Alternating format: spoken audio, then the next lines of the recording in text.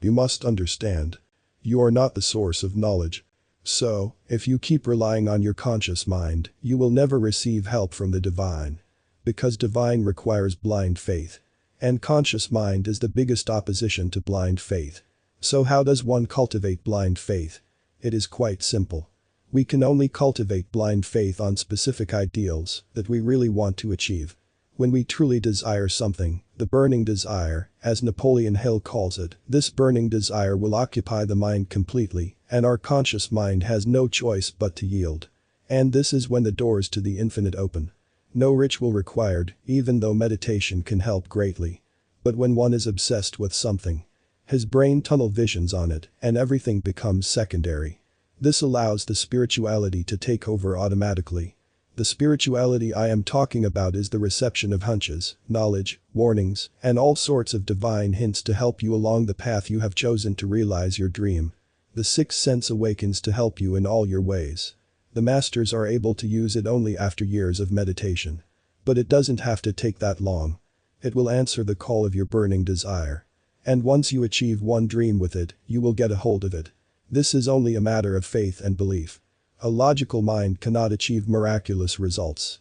One way or another, you have to rely on things beyond your conscious thinking in order to achieve results that your conscious mind cannot articulate into being. You must abandon your mind to the will of your soul. That is, let the soul's desire come forth in all its glory and do not object it. It will find you answers and ways that you don't know. Because the soul comes from the very source that we call the infinite intelligence, or God. You must desire it fully and completely. Think about it in terms of feelings of fulfillment clouding your senses. This opens the eye of the mind and shows you the divine plan that you cannot articulate on your own. Sixth sense requires you to trust your intuition. Trust your soul. Deny the feedback of the five senses, as they will never permit the sixth sense to flow. Sixth sense can be described as your gut feeling that you have no basis to prove. It tells you something that your mind will reject. This is where the trust in divine is a test. If you fall back on your judgment, then you lose. But when you have a burning desire, it is easy to take the plunge. Therefore, it is hard to use sixth sense on minuscule desires or everyday tasks unless you become a master.